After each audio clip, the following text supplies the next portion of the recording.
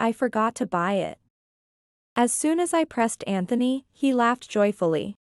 He definitely did it on purpose, not buying a plane ticket just for me. Oh, Anthony, you're such a klutz. While holding her stomach from laughing too much, the mother-in-law called out to Anthony. Everyone was laughing uproariously, and I genuinely felt sick. That's enough. I'm going home, I said with a sigh. Yeah. Go ahead.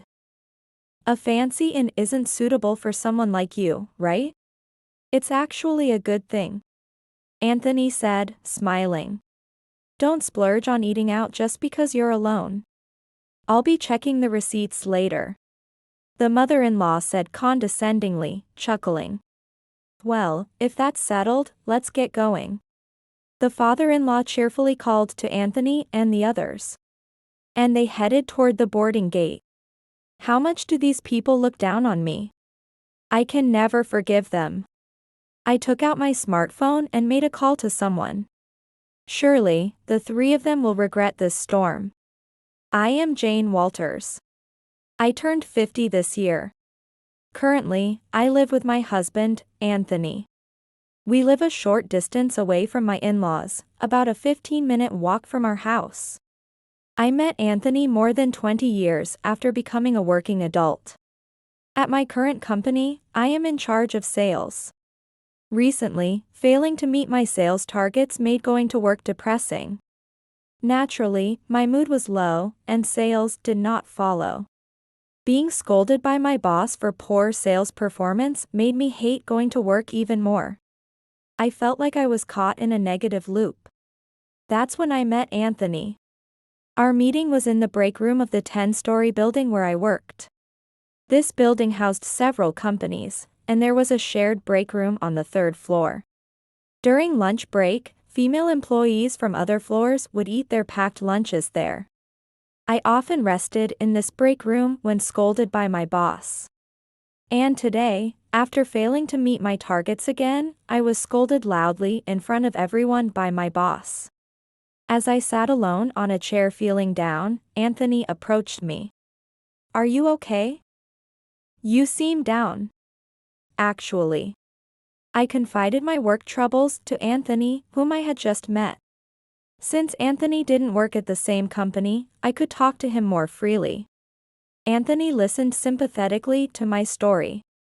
After our conversation, Anthony said, "From now on, I'll listen to you. So, let's exchange contact information?" Thank you. Touched by Anthony's kindness, I responded with a smile, feeling like I might cry. By this time, I think I had already fallen for him. After that, Anthony and I grew closer. Gradually, we began dating, and after a while, we started a relationship. Then, a year into our relationship, Anthony proposed, and we decided to get married. Right after we decided to marry, I met his parents. We look forward to having you, no need to overextend yourself regarding our support. The mother-in-law was smiling and seemed kind. Once you marry Anthony, let's all go on a family trip. Saying this, the father-in-law laughed heartily. He seemed like an average person, and I felt relieved. Then we discussed and decided not to have children. I married Anthony in my late 40s.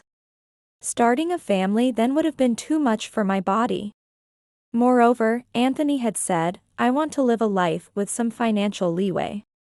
I also want to show filial piety to my parents. I wanted to do well in my job, so I readily agreed to Anthony's proposal. And then we bought a new house together. Using both of our savings, we managed to buy a small house outright. I believed we could become even happier. But, it was all an illusion, I soon realized. Since getting married, the in-laws frequently troubled me. For example, their sudden visits.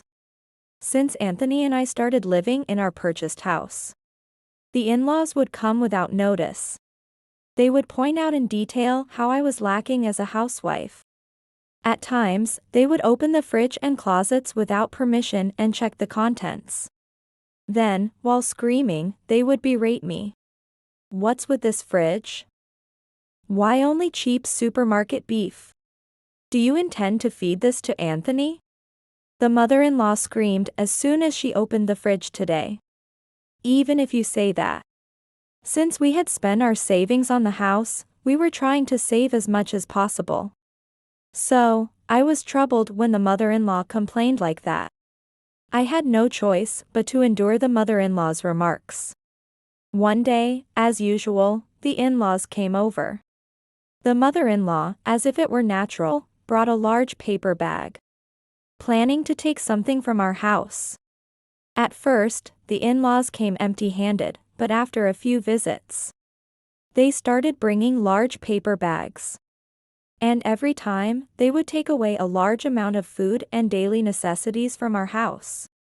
The things the in-laws took were all paid for out of my wallet. With such inconsiderate in-laws, I grew increasingly distressed. As I was puzzled by the in-laws' actions, the mother-in-law took a piece of clothing from my closet. What is this dress? It doesn't look expensive. You're wasting money again. Oh. That's... I exclaimed involuntarily. My mother-in-law was holding my dress, waving it about. Seeing that dress, I turned pale. Mother, please don't open it without permission. Moreover, this dress is a birthday gift from my mother. Please, give it back. I desperately tried to get the dress back from her. Actually, this dress was something my mother had always cherished. For her work, she would wear clothes from famous brands when visiting clients. This dress was given to me by my mother with the words, "You're at the age now, Jane, to become a dignified woman like me." Therefore, I couldn't let my mother-in-law have it. However, upon seeing the dress, my mother-in-law smiled wickedly. Such nice clothes are too soon for you. I'll wear them instead. You should be thankful. But, it's a birthday gift from my mother, isn't it? I felt like crying. Watching the whole scene, Anthony, laughing, said, "Mom's offering to wear it for you, you should be grateful. You're a Walter's wife now. It's your duty to listen to what Mom says, right?" Anthony always used the phrase "a Walter's wife" to make me concede. It wasn't something new. The first weekend after we got married, when I was called to the in-laws' house early in the morning to weed the garden, Anthony said the same thing. It's a tradition for Walter's wife. Understand? Get to it then. Anthony acted as if his status made him superior. However, I didn't want to give up the dress. While I remained silent in frustration, my father-in-law dismissively said, "Anthony married an older bride, and we can't even see a grandchild. The least you can do is show us filial piety, right?" Though he called me older, Anthony and I are the same age. I was irritated by my father-in-law's attitude that men are fine but women are not. Exactly, Dad's right. Just give the dress to Mom. Anthony nodded as if it was obvious. This is terrible. I didn't have a single ally in this house. Whatever I said, I was made out to be the villain. My mother-in-law happily put the dress in a paper bag. Reluctantly, I succumbed to Anthony and my in-laws' demands. And the problem isn't just the in-laws. Anthony also has a significant issue. Recently, he's been coming home late, and we haven't had dinner together for days. I'm home. Today, too, Anthony returned at 1 a.m. in high spirits, likely from drinking. His face was flushed red. "Welcome back." I greeted Anthony with a puzzled look. Without paying any attention to me, he spoke. "I'm going to take a shower. Put my bag away for me." After thrusting his bag at me, Anthony went straight to the bathroom. It's always like this. I sighed as I went to place his bag in his room. Then, I heard a notification sound from a smartphone in the bag. Anthony left his smartphone in the bag again. Anthony usually carried his smartphone with him at all times. But it seemed he had forgotten it today, probably because he was drunk. It could be a serious work-related call. I gently took out Anthony's smartphone from the bag. As I looked at the screen, I froze. What is this? Displayed on the smartphone was the name Claire. I had fun with Anthony today. But it got late. Isn't your wife suspicious? Claire is worried. Seeing this message, I was convinced of Anthony's infidelity. More messages from Claire followed, some quite explicit, revealing that Anthony had been cheating for a long time. I emotionlessly took photos of the screen one after another. This was evidence of Anthony's infidelity, useful if needed. However, this alone was not sufficient proof. I sighed. At 50, divorce would make remarriage difficult. Without children, being alone at this point would be mentally tough. What should I do now? I stood there, holding Anthony's smartphone, at a loss for what to do. One day, Anthony said, "Mom and Dad's wedding anniversary is coming up again soon. Get started on planning the trip." Anthony looked at me as if it was only natural for me to take action. Understood. I could only nod in response to Anthony. Every year, we gift a trip for my in-laws' anniversary. Naturally, Anthony and I also accompany them to entertain them. We usually book the same in every year, and I plan to reserve it again this year. But in the next moment, Anthony suggested something unexpected. Right. It's their 50th anniversary this year. Book a special inn, okay? I was bewildered. The usual inn was already quite high grade. Additionally, the travel expenses were all paid from my salary. Paying for the trip is the role of a wife. It's my role to show my parents a good time there. That's why booking an expensive inn would be too much of a burden for me. As I was confused, Anthony spoke irritably. It's their 50th wedding anniversary, isn't it? Don't you have any respect for my parents? Anthony continued to drone on about how I lacked the awareness of being a proper wife. Exhausted by Anthony's preaching, I simply said, "Understood," and ended the conversation. When thinking of a higher grade inn, only one came to mind. And the reservation process for it was a bit special. After successfully making the reservation, I spoke to Anthony. "I've made the reservation for the inn."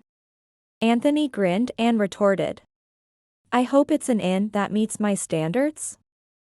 I won't accept anything shabby." Trying to find fault with a spiteful face, Anthony. I sighed and replied, "It's a distance away by plane, but it's a solid inn. Look, this should satisfy you, right?" Saying this, I showed Anthony the inn's website on my smartphone, and he nodded in satisfaction. "Well, this is passable. Have you made the flight reservation yet?" "Not yet. It shouldn't be crowded around this time, and it's a weekday. I think booking the flight won't be a problem." As I answered, Anthony unexpectedly said something. "I'll take care of booking the flight."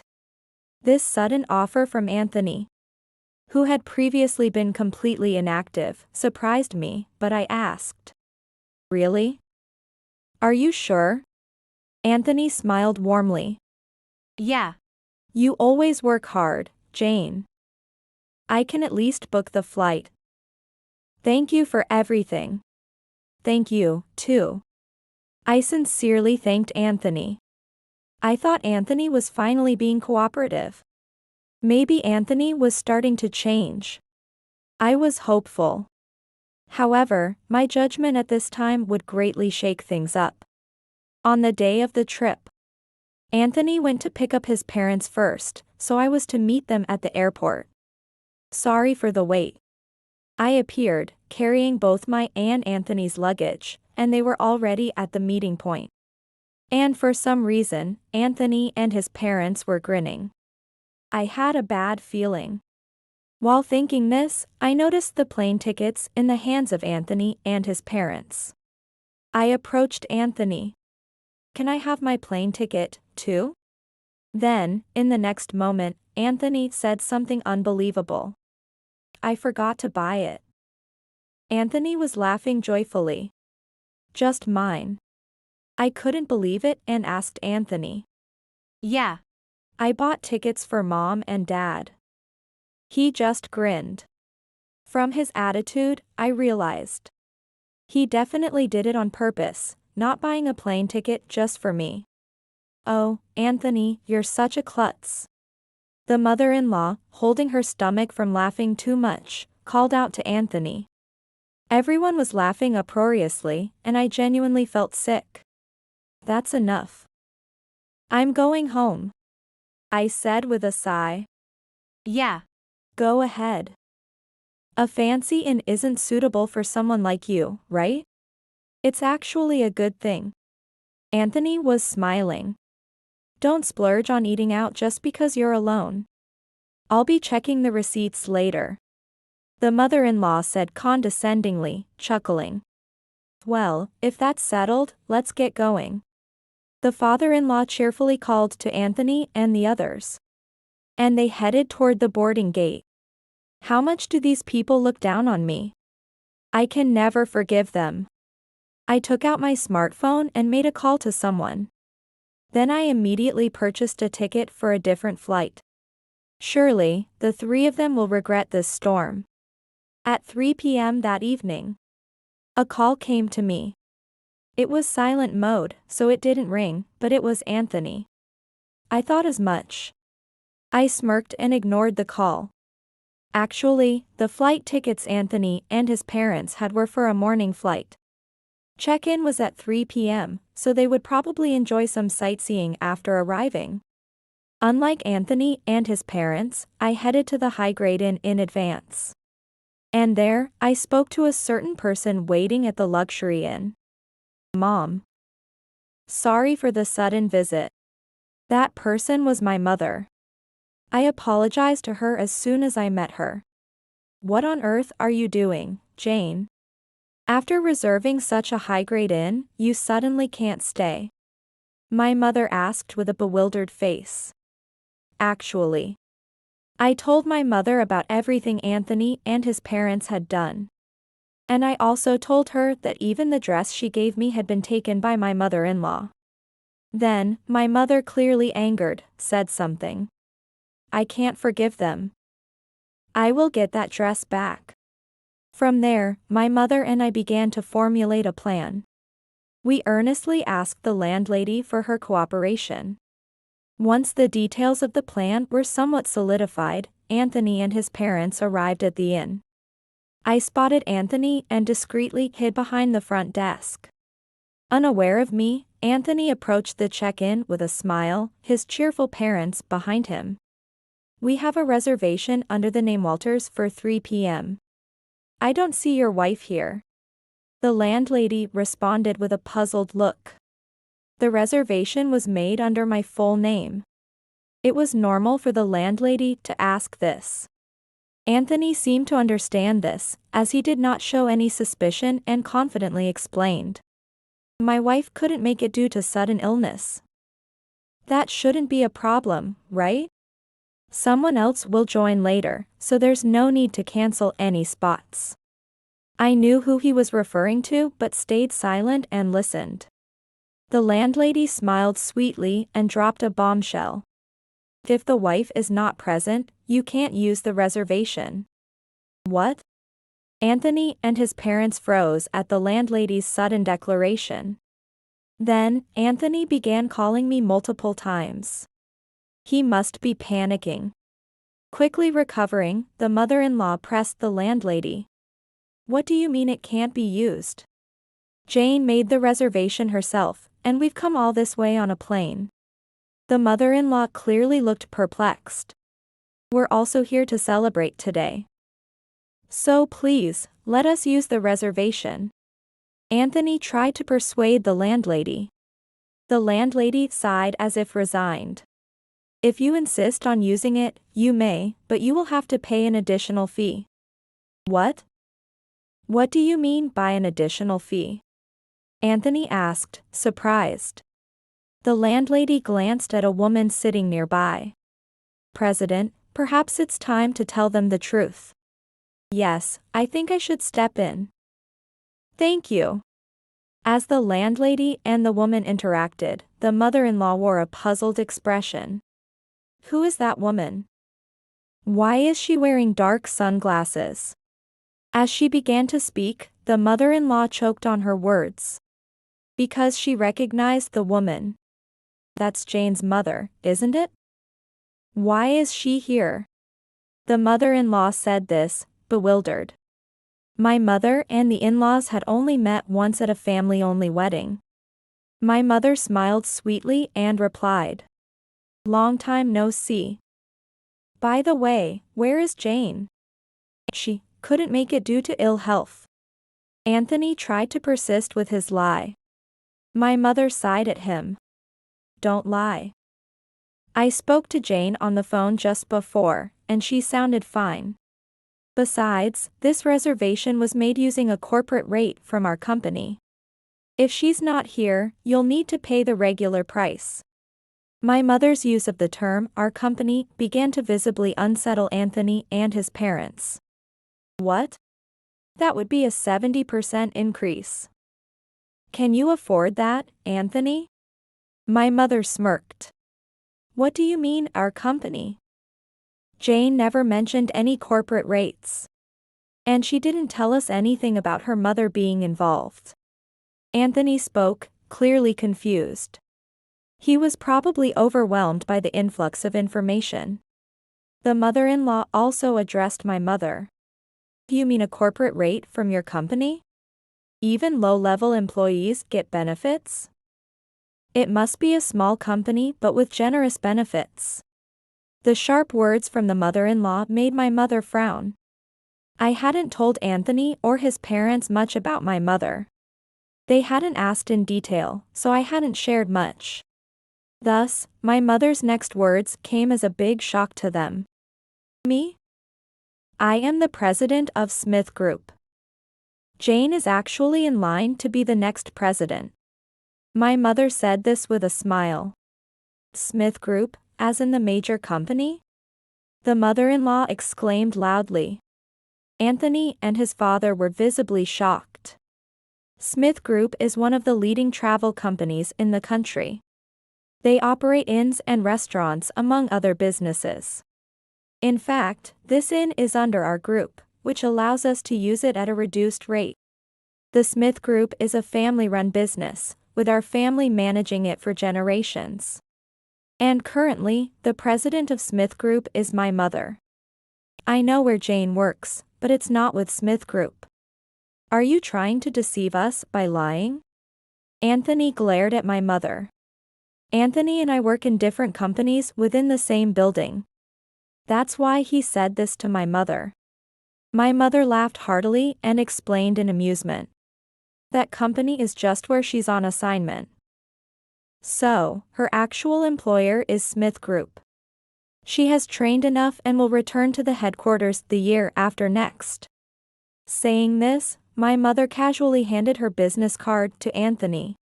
Anthony looked at the card and his face paled. You really are the president of Smith Group. Anthony trembled slightly. At their side, Anthony's parents had gone pale. The father-in-law, now living on a pension and unemployed, had worked as a company employee before retiring. It seems he worked at a mid-sized company and retired as a department manager. According to what I heard from Anthony, the difference in status between my father-in-law, who retired as a mid-level manager, and my mother, who runs a major corporation, was stark. And then my mother continued her attack. That dress.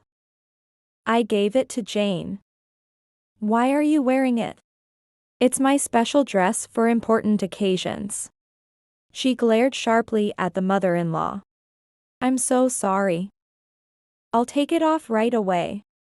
The pale-faced mother-in-law hurriedly looked for a place to change.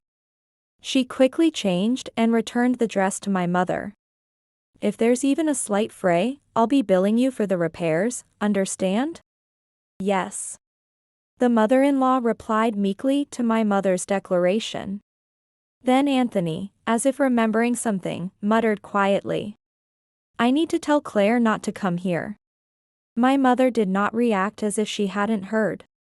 However, I did not miss that mutter. I stepped out from behind the front desk and shouted loudly. Claire won't be coming. Jane? Why are you here? I called you several times just now. Anthony was clearly shaken. The mother-in-law was equally disturbed, nearly screaming. Jane. You weren't supposed to have a plane ticket, and they even took your dress.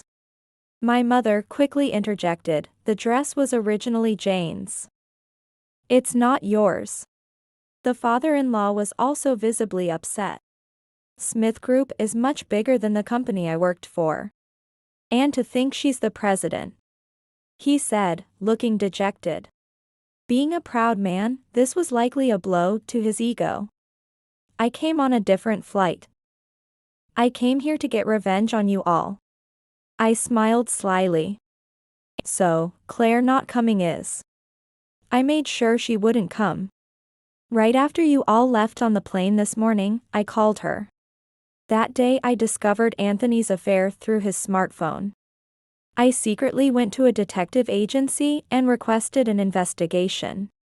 I had obtained Claire's contact information along with the investigation results. I had intended to talk to Claire directly someday, but I used this opportunity to call her. As a result of our conversation, Claire had made a decision. I calmly told Anthony the truth. Claire has decided to break up with you. After I contacted her about compensation, she apologized. She said, I was only after your money. I was never serious about an old man like you. Claire was still just 30 years old. The reason she was with Anthony, who was 20 years her senior, was for money. She found the allure in being treated to meals and receiving brand-name gifts from Anthony. Claire had clearly stated. Anthony invited me on a trip with his parents, so I thought it was about time to end things. I'm not interested in marrying him. Anthony was shocked by this revelation. That can't be true. I was even considering divorcing to be with Claire. Anthony. The mother-in-law stood by the stunned Anthony. The father-in-law also showed sympathy towards him. My mother and I looked on with disdain at the three of them. Then I made a final decision to Anthony. I'm also divorcing you, Anthony. From now on, whether it's with Claire or not, you're free to date whoever you want. The moment I mentioned divorce, Anthony resisted. I have no intention of divorcing. There's no point without Claire. I definitely won't sign the divorce papers because there's no conclusive evidence of the affair. The mother-in-law agreed with him. Exactly.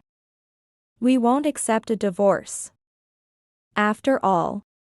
Jane, you're going to be the president of Smith Group, right? You can lead an even more affluent life. The mother-in-law's eyes gleamed unpleasantly, and the father-in-law looked pleased. They were probably hoping to receive substantial financial support from me.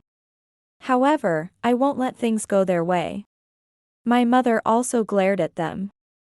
Then, would you please look at this? I handed Anthony and his parents the detective agency's report. The results were definitively incriminating. The photos contained irrefutable evidence. Perhaps because they couldn't deny the facts, Anthony and his parents' faces turned even paler. How could you go this far? Why? I looked at them and smirked. As a condition for waiving Claire's compensation, she agreed to testify favorably for my divorce with Anthony if it goes to court. I'm looking forward to hearing how Claire will testify, aren't you? As I chuckled, Anthony was ashen-faced. His expression was filled with despair. The in-laws looked as if they had been cast into the abyss. I have no intention of forgiving Anthony and his parents. I'm fully prepared to fight them thoroughly, letting them fall into hell. After that, my divorce from Anthony was finalized. Anthony resisted until the end, but he eventually gave in. I'll apologize as many times as it takes, just please, spare me the divorce. If I had known you were going to be the president of Smith Group, I would never have cheated. He pleaded with me. But I was unrelenting. With the help of a competent lawyer introduced by my mother, I presented irrefutable evidence of Anthony's infidelity. Faced with this evidence, Anthony found himself unable to say anything. If things continue this way, it might go to court. Perhaps I should consider increasing the compensation? Hearing this, Anthony's face turned ghostly pale. I'm sorry. With that, Anthony hurriedly signed the divorce papers. Despite all his initial resistance, in the end, it was all over quickly. Although I didn't demand compensation from Claire, she was fired from her job. It turns out she was employed by a partner of the Smith Group. So my mother spoke to her employer. That's not what we agreed on. Claire was reportedly crying, but I didn't care. She would likely struggle to find a new job. Even after the divorce from Anthony, the troubles continued. Anthony and his parents started lurking outside my office building. It seems the divorce brought Anthony's misconduct to light at his company. Anthony had been involved with several other women besides Claire. Some had associated with him for promotions. However, my mother had connections with the president of Anthony's company and revealed all of his actions. Hearing this, the president was furious, and Anthony received a demotion. This led to a surge of internal accusations against him. Some were even considering filing police reports. Eventually, Anthony felt uncomfortable at his former company and resigned, becoming unemployed. His parents, living on a pension and not working, couldn't support an unemployed Anthony. His mother had always been a housewife, and his father had only reached the position of manager before retirement. Their income wasn't substantial, and their pension income was insufficient. With me gone, they couldn't indulge in their previous luxuries and felt dissatisfied. That's why they teamed up with Anthony to ambush me at my workplace. This is troublesome. I consulted the police, but they couldn't act immediately. However, a decisive incident occurred one day. As I tried to enter my office building, ignoring Anthony and his parents who were lying in wait, Anthony approached and grabbed my arm. Ouch. Let go. But Anthony wouldn't release his grip. You've gotten too comfortable while we've been quietly suffering. We're struggling without money. Marry me again, and you'll support us. Anthony said this while thrusting a marriage document at me. All you need to do is sign. Do it for us, quickly. The mother-in-law also grabbed my arm and tried to make me hold a pen. It's useless to try to escape. The father-in-law was there too, and I was surrounded with no way to escape. Enough is enough. Just as I was struggling, a voice called out, Anthony. Enough is enough. It was my mother, sternly reprimanding them. Mom. Relieved by my mother's timely arrival, tears welled up in my eyes. My mother has always been there to support me. Security. Over here. She called for security. Eek. The in-laws panicked and fled. Anthony's screams echoed as he was left behind. Don't leave me behind. Anthony was then apprehended by security and handed over to the police. There were clear marks where he had grabbed my arm. Because of that, I filed a police report this time. The in-laws had fled, but they would soon be contacted by the police. Anthony and his parents had acted in a way that would ruin their social credibility. Jobless and with no prospects, their future was bleak. Since then, I returned to the headquarters of the Smith Group. Anthony's whereabouts are unknown since he fled to avoid arrest. The police eventually visited the in-laws at their home to inquire about the situation. For my safety, I changed my workplace. I could have continued on assignment at the previous company. But since I was scheduled to return to headquarters the following year anyway, my mother thought it best I return now. Back at Smith Group's headquarters, my days are busily spent. I had been involved in sales, accounting, and planning at my previous posting, which provided a broad range of experience. But the scale at headquarters is something else entirely. Every digit in the figures I now deal with keeps me on constant alert. However, I am not alone. Jane. We're going out to meet with clients. You need to get familiar with their faces quickly. Mother called out to me. Coming. I hurriedly followed my mother.